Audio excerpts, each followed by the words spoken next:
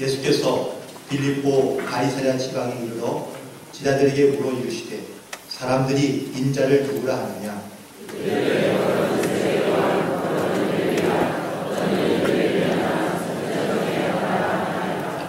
이르시되 너희는 나를 누구라 하느냐.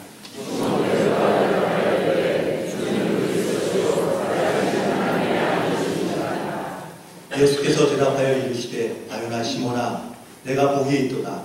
이를 내게 알게 한 이는 혈육이 아니요 하늘에 계신 내 아버지시니라.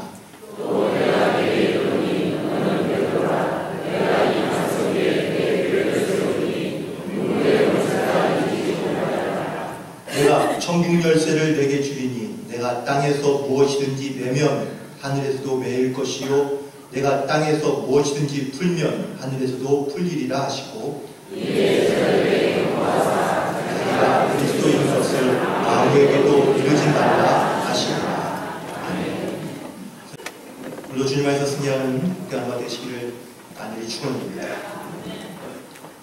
송영민 교수가 너와 나누고 싶은 이야기가 있다 라는 책에 나오는 짤막한 이야기를 소개해드리고자 합니다. 어느 여름날 길을 걷고 있던 한 소년이 있었는데요. 길을 걷다가 우연히 땅을 봤는데 땅에서 동전을 주게 되었습니다. 그 동전을 주는 재미가 너무나 신비로웠죠. 공짜로 얻게 되는 이 즐거움. 그래서 다음 날부터 이 소년은 무조건 땅만 보며 다니기 시작합니다. 그래서 하루하루 그 동전을 모으는 그 재미에 너무 빠져 있는 거예요. 그날 이후부터 소년은 어디를 가든지 어디에 있든지 간에 늘 땅을 바라보며 살아가는 습관을 갖게 되었는데, 그러니까 평생 동안 땅을 보면서 거둬들인 돈이 302 페니, 미국 돈입니다. 페니는 1원짜리 동전인데요. 24 니켈 5원짜리 동전입니다. 41 다임 10원짜리 동전입니다. 이렇게 해서 다 모아들인 돈이 평생 모았는데 12달러 82센트를 모았다고 합니다. 참 많이 모은 것 같은데 그렇게 많이 별로 모아보니 그렇게 또 크게 모이지도 않은 것 같습니다.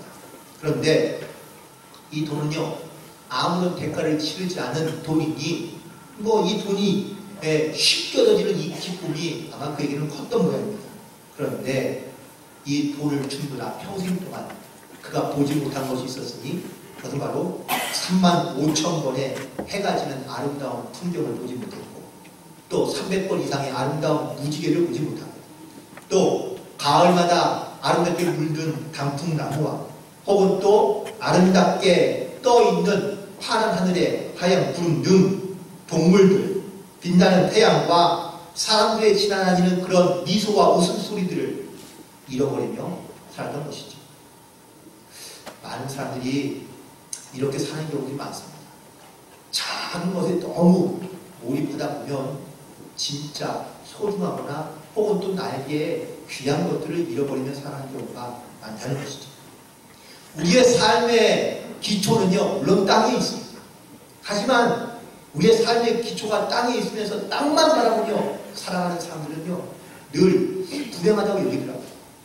그래서 하나님은 우리를 땅만 바라보지 않고 하늘도 바라보게 하셨다는 사실을 분명히 기억하며 살아가게 되기를 간절히 소망합니다.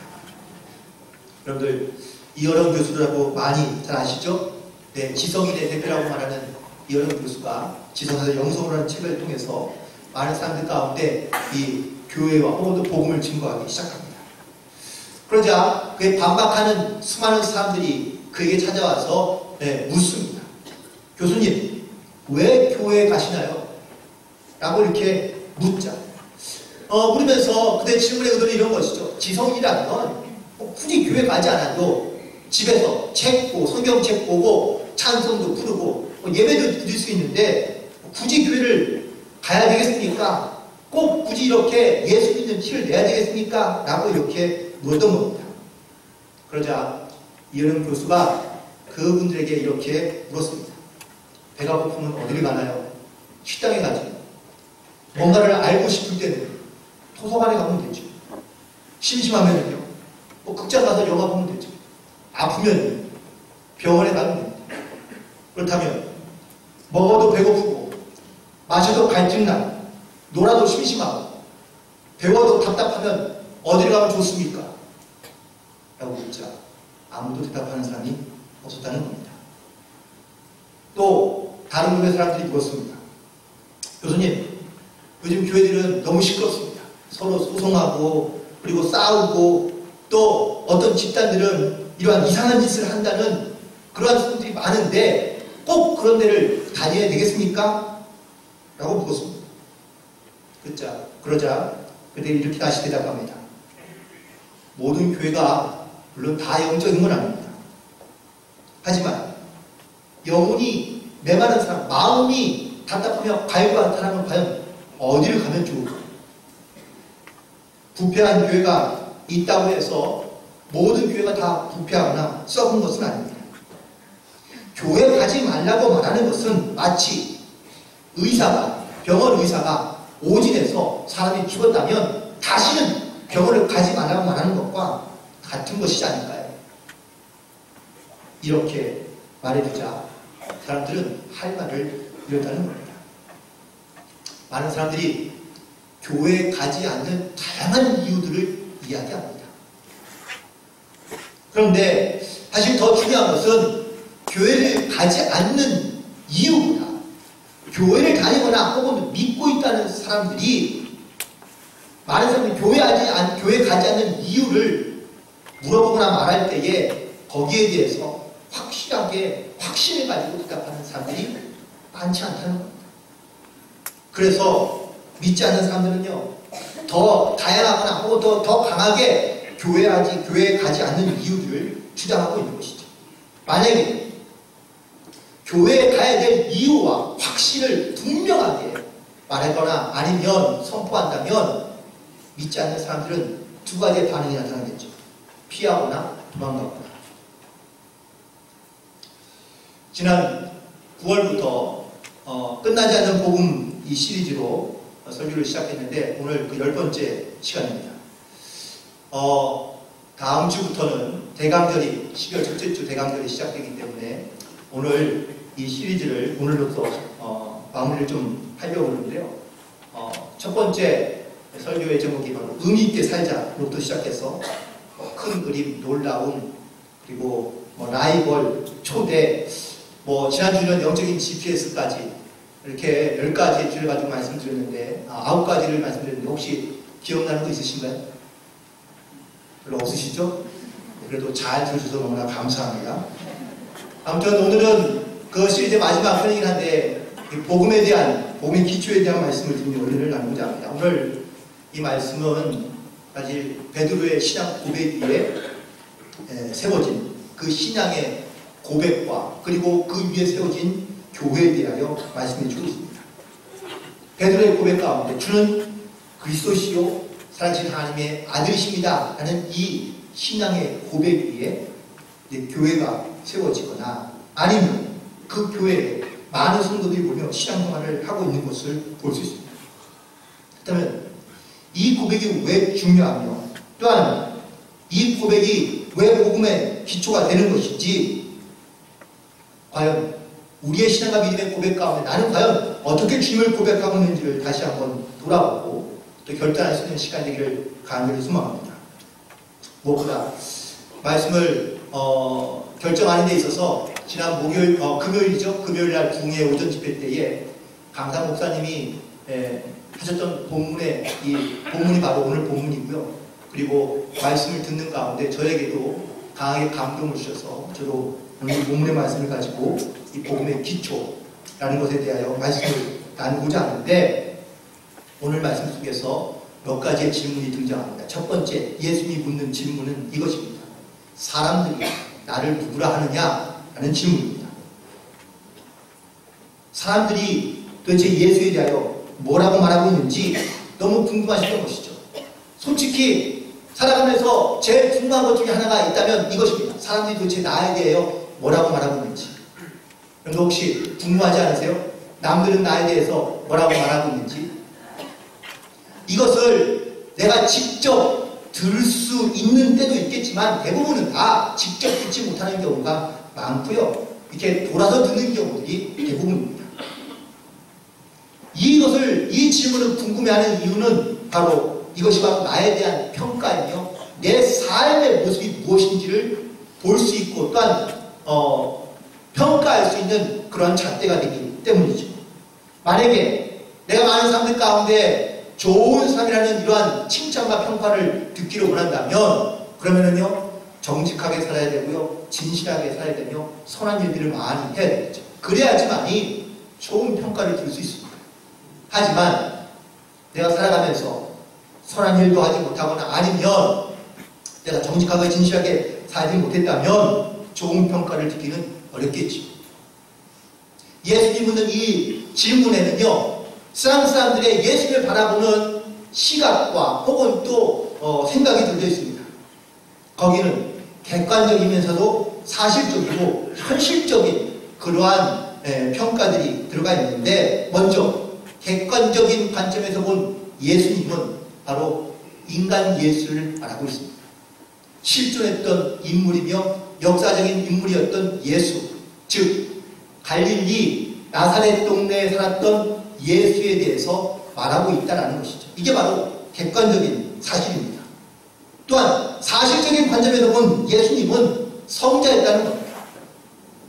그래서 많은 사람들 가운데 좋은 가르침을 가르쳐주고 좋은 선생과 리더의 본을 보였던 예수님.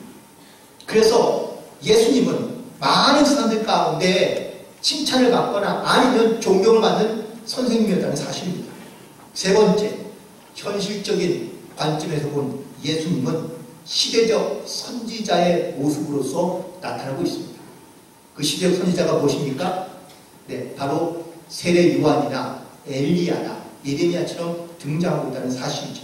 그런데 이 세 가지 이야기의 공통점은 뭔지 아세요? 구원자이신 메시아적 예수님에 대해서는 전혀 말하지 않고 있다는 사실입니다. 그렇다면 이 질문 뒤에 있는 사람들이 예수님에 대하여 묻는 질문들은 과연 무엇일까? 과연 사람들은 예수님에 대하여 무엇을 묻고 싶어하거나 아니면 예수의 제자들에게 예수님에 대하여 묻는 질문이 있다면 과연 무엇이 있을까? 그것은 바로 제가 몇 가지만 질문을 한번 만들어 보았는데 그렇다면 왜 예수를 믿어야 하는가? 혹은 믿음의 대상이 꼭 예수님 뿐이어야 하는가? 라는 이런 질문입니다. 믿지 않는 사람들도 이런 질문들을 종종 할 수 있습니다. 그럼 여러분 과연 뭐라고 대답하십니까? 사람은요 육신이 있습니다. 즉 육이 있고 또 사실 더 나아가면 우리 안에 영혼이 있죠. 만약에 우리가 육신만 있다고 믿는다면 우리는 굳이 예수를 믿을 필요가 없습니다. 왜? 이 땅에 살아가는 동안에 나만 잘 살고 나는 건강하고 성공하면 되니까. 육신의 삶으로 평가받는다면 우리는 굳이 예수를 믿을 필요가 없습니다. 그러나 우리는 육신만 가지고 살아가는 것이 아니라 영혼이 있습니다. 그렇다면 이 영혼을 주관하거나 이 영혼을 다스리는 분이 있는데 그분이 바로 하나님 그리고 예수님이시라는 사실입니다. 성경의 곳곳에 악한 영들을 지배하고 다스리는 예수님의 말씀들이 곳곳에 등장하는 이유, 영을 지배하고 영을 다스리는 분이기 때문이라는 사실이죠. 그래서 우리는 예수님을 믿는 겁니다. 그렇다면 예수님은 왜 그리스도이며 구원자이냐라는 이 질문입니다. 그 영혼을 다스리는 분이 이 땅에 역사적이고 사실적이며 혹은 현실적인 인물로서 살아가고 있다라는 사실이죠. 그 약속에 하나님의 약속의 말씀대로 이 땅 가운데 오신 그 예수님은요 많은 사람들의 병자를 고치시고 죽은 자를 살리시는 등 놀라운 기적과 이적을 행하십니다. 이렇게 되자 많은 사람들이 예수님을 왕으로 세우고 싶어합니다. 만약에 예수님이 이 땅 가운데 이런 능력을 가지고 왕이 되기를 원하셨다면 쉽게 왕이 될 수 있을 겁니다. 그런데 오히려 예수님은 십자가에 달려 죽으십니다. 왜? 왜 십자가에 달려 죽어야만 하는 것인가요? 그것은 예수님께 주어진 사명이 있기 때문에 그렇습니다. 그 사명은 모든 사람의 죄를 대신 지고 가는 그러한 구원의 사명이 있었기 때문인 것이죠. 그렇다면 그럼 왜 예수님은 우리를 구원해 주셨느냐? 라는 이 질문입니다. 우리는요, 죄를 가진 영혼으로는 절대로 하나님의 나라에 들어갈 수가 없기 때문에 그렇습니다. 그래서 자기의 죄를 회개하고 또한 이 죄의 문제를 해결하면 하나님의 나라에 들어갈 수 있지만 우리의 능력으로는 우리의 죄를 깨끗하게 할 수가 없기 때문인 것이죠. 그래서 예수님이 우리의 모든 죄를 지시고 십자가에 달려 죽으신 겁니다. 마치 제사의 희생 제물처럼 말입니다. 십자가의 죽음이 바로 희생의 제사였고 십자가에 달린 예수님은 희생 제물이었다는 겁니다. 이 사건을 믿고 예수님을 그리스도로 고백하는 모든 사람에게는요, 모든 죄를 용서하시고 그리고 구원하시겠다고 약속해 주시고 있기 때문에 우리가 예수님을 믿는 이유인 것입니다. 그런데 더 중요한 질문이 있습니다. 사실은 이 질문을 하기 위해서 예수님께서 사람들이 나를 누구라 하느냐라고 묻으신 겁니다. 더 중요한 질문이 어떤 겁니까? 너희는 나를 누구라 하느냐? 하는 질문입니다.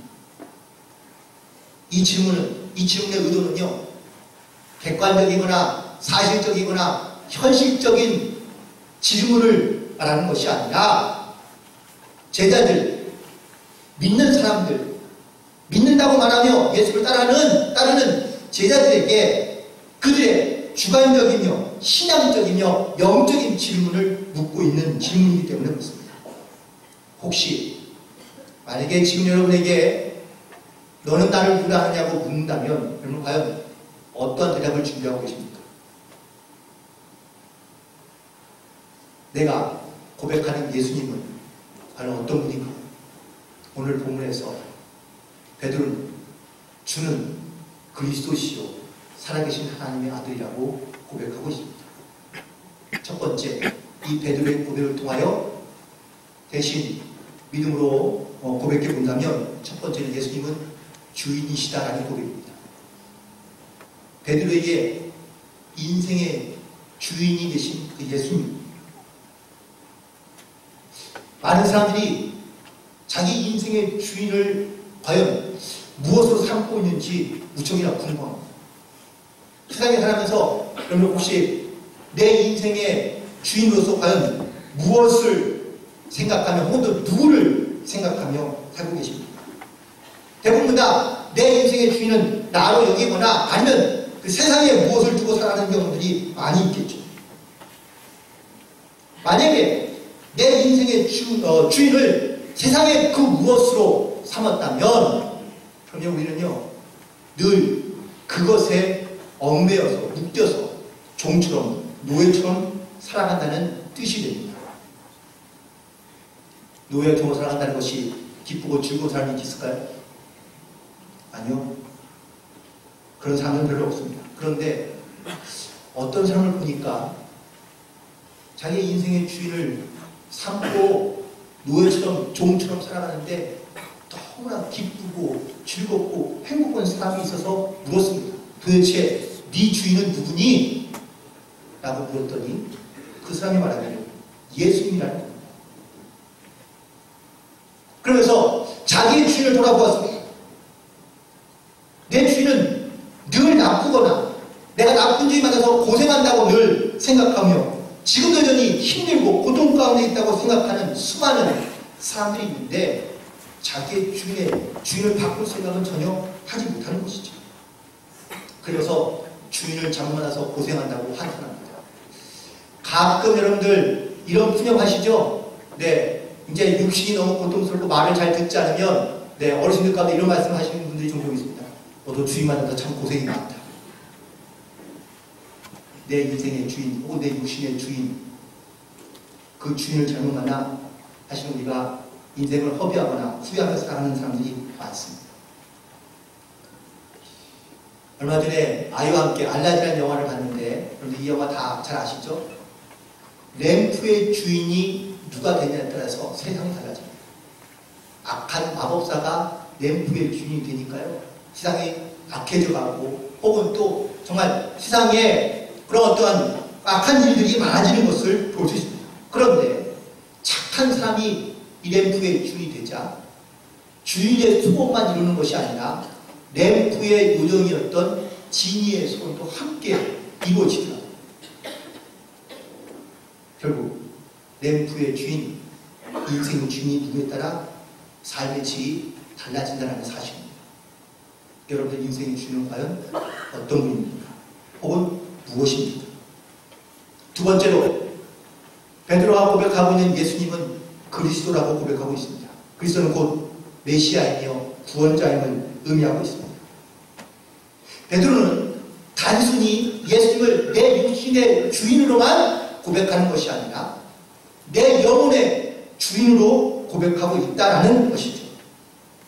이것이 매우 중요한 이유는 우리가 육적으로만 살아가는 것이 아니라 내 안에 영혼이 있어서 영적인 삶을 살아가는 영적인 존재이기 때문에 그렇다는 겁니다.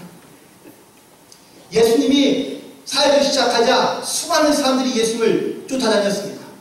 쫓아다니는 이유는 먹을 것 때문에, 혹은 예수님이 보여주는 놀라운 기적과 이적들 때문에, 더 나아가서는 내가 예수님을 잘 따라다니고 나면 나중에 나에게 돌아올 내 욕심과 야망을 이룰 수 있는 그런 도구로서 예수님을 쫓은 것이죠. 제 육신의 주인으로 삼았지만 영적인 주인으로 인정하지 않았던 많은 사람들, 예수님이 십자가에 달릴 때 어떻게 했습니까? 다 도망갔습니다. 아무도 안 나왔습니다. 육신의 주인으로 삼긴 했지만, 하지만 영혼의 주인으로 삼지 않으니, 그러니 떠나거나 도망가는 일들이 많은 것이죠. 믿음과 여러분 구원의 차이를 뭔지 알고 계십니까? 사실 이 두 단어는 분리될 수 없는 단어입니다. 그런데 요즘 많은 그리스도인들이 이 믿음과 구원을 분리해서 이해하고 있는 경우들이 많더라고요. 예를 들면 이런 겁니다. 나는 예수님을 알기도 하고 나는 예수님을 믿습니다라고 고백하는데 구원의 확신이 있으니까 라고 묻는다면 주저되거나 아니면 머뭇거리는 경우가 많다는 겁니다. 나는 그냥 예수님을 믿는다고 고백하면서도 나의 안에는, 내 안에는 영적인 구원의 확신이 없이 살아가는 이유는 과연 무엇일까? 다른 걸 믿기 때문입니까? 아니면 믿음 없이도 구원을 얻을 수 있다고 생각하기 때문입니다. 절대로 믿음이 없이는 구원을 얻을 수도 없고, 또한 예수가 그리스도이심을 믿어야지만 우리는 영적인 구원을 얻을 수 있습니다.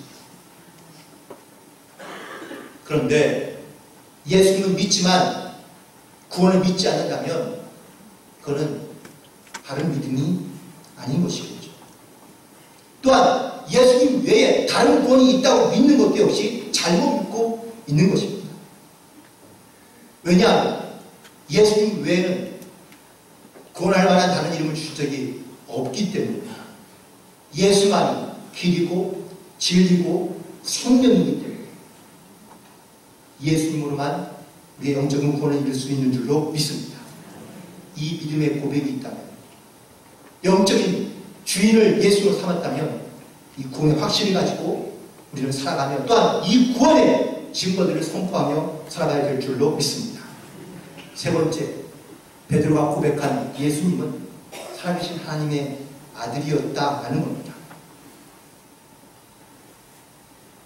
하나님의 아들이신 예수님이 이 땅 가운데 인간으로 오신 이 사건, 이것이 믿어지는 그 순간 베드로는요, 예수님 앞에 내 인생의 주인이며 내 모든 영혼의 주인인 것을 고백할 수밖에 없었던 것이죠. 예수님을 사실 하나님의 아들이라고 고백할 수 있는 이유는 오늘 본문에 있는 말씀을 보니까 이는 혈도 아니고 육도 아니고 하늘에 계신 아버지께서 알게 해주셨다고 말씀해 주고 있습니다. 이거를 저는 이렇게 표현합니다. 하나님의 은혜입니다. 하나님의 은혜가 아니면은요, 우리는 예수님을 하나님의 아들로 고백할 수도 없고요, 그리스도로 고백할 수도 없습니다. 주님이라고 고백할 수도 없습니다.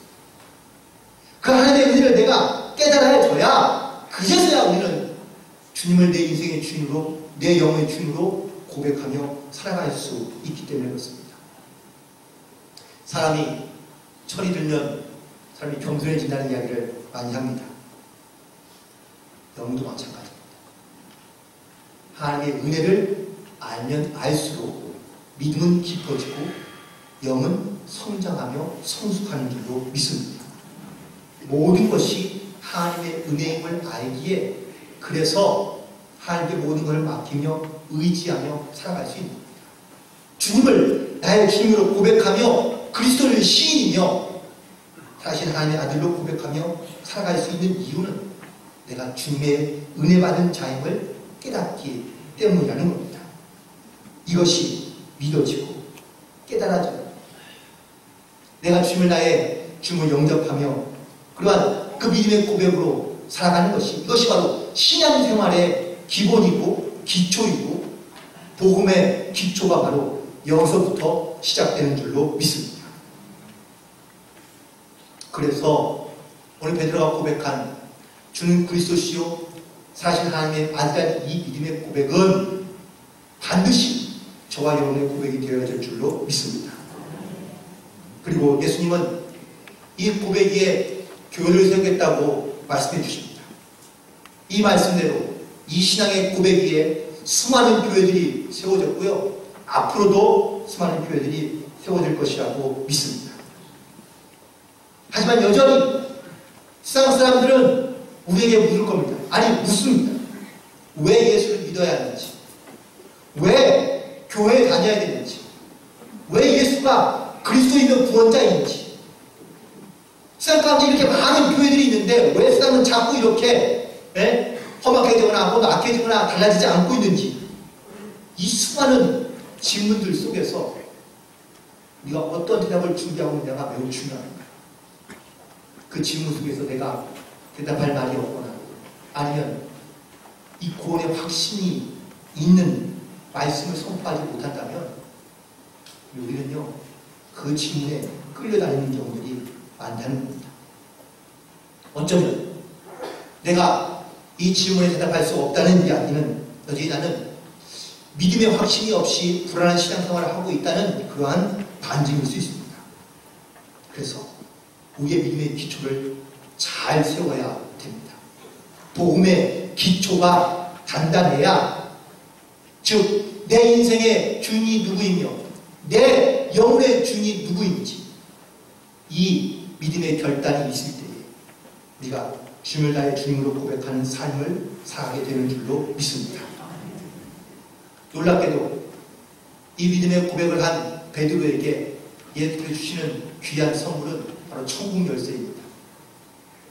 내가 땅에서 매면 하늘에서 매일 것이고 땅에서 풀면 하늘에서 풀리리라 라는 이 축복의 말씀입니다.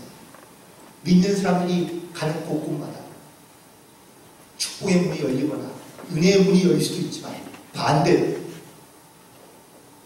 분쟁과 다툼과 싸움과 이기심과 질투심에 얽매여서 살아갈 수도 있다라는 말씀이 있을 수 있습니다.